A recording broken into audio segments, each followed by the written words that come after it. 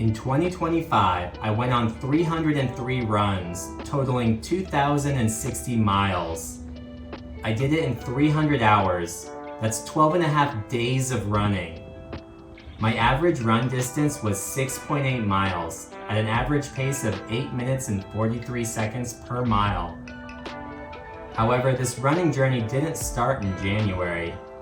It started on September 15th, 2024. In the last part of 2024, I ran 74 times, covering 481 miles in just over 73 hours. My average run was 6.5 miles at an average pace of 9 minutes and 13 seconds per mile. I wasn't pushing myself to run too fast, I was just building the habit. In 2025, I continued building my aerobic base.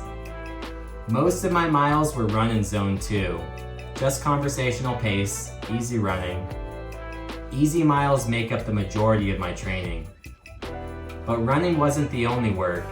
In 2025, I also did 16,945 push-ups, 16,950 sit-ups, 16,875 squats, and 5,113 pull-ups.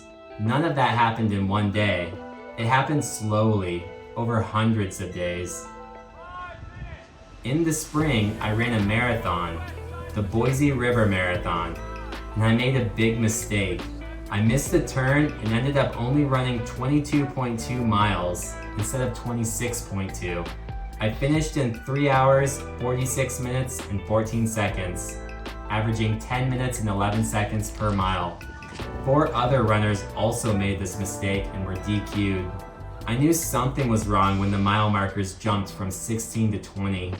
For the next mile, I kept hoping I would see a turnoff, but when I saw mile marker 21, I knew. I still finished the race, but I was pretty bummed. That race taught me a few lessons.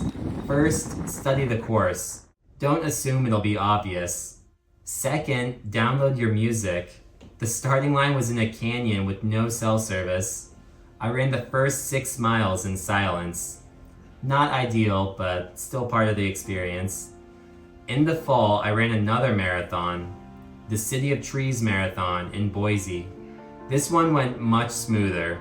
I finished the full 26.2 miles in 3 hours, 43 minutes, and 36 seconds. That's an average pace of 8 minutes and 32 seconds per mile. I was really happy with that result, but I also know this is just the beginning. My next goal is a sub 3:30 marathon, and eventually I want to break 3 hours. To get there, I plan on doing several things in 2026. 1, increase my weekly volume. 2, add speed workouts. 3, more hills. And 4, keep my easy runs easy. Since I started running in September 2024, I've gone through 4 pairs of shoes. One of them's in pretty good shape still. 3 of them are pretty toast. I've been running in all Asics, and 3 of those are just $50 pairs from Big 5. I got on clearance. One of them, my expensive ones, were $110. I got on clearance at a running warehouse.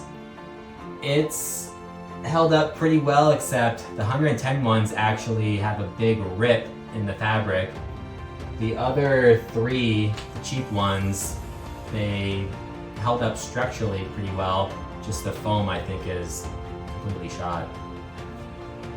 I'm really liking my trail shoes right now though, so I'll need to get another pair soon. I ran the City of Trees Marathon this fall.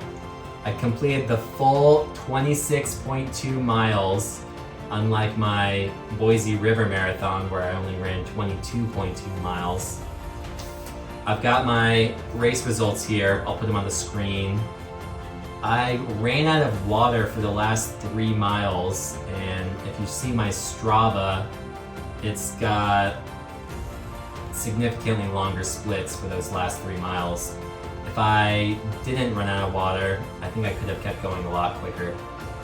I ran the race in a Camelback. I think it's off screen, but It's a pretty big backpack type Camelback, so that was kind of bulky and clunky. Probably shouldn't be running that in a marathon if I'm trying to get really quick times. I just need to be using the aid stations on course, but I didn't want to rely on the aid stations. I wanted to just be drinking my own water. So I was happy with it. It was a good learning experience, but as far as fueling goes, I had a lot of gels on the run. I think a total of 5. Probably one every 4 or so miles. 4 or 5 miles, I'd say. I kind of started spacing them out a little more at the end. I'm not sure if I'm going to run the Boise River Marathon again this spring. I think it's in May, which is almost summer, but I'm probably going to run the Boise Marathon in June because I didn't run that one last year and it'd be cool to see the course. So we'll see how that goes.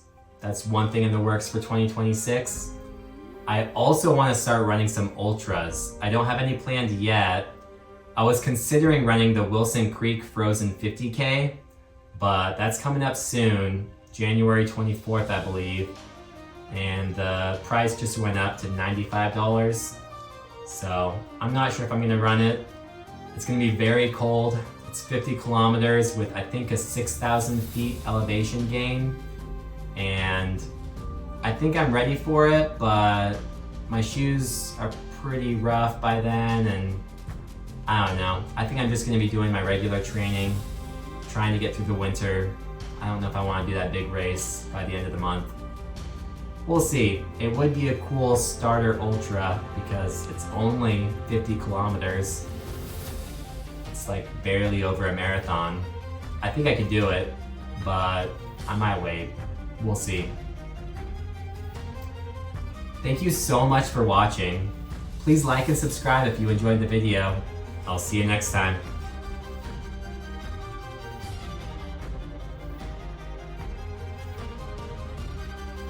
I accomplished a lot in 2025, but I'm really excited for what's to come in 2026.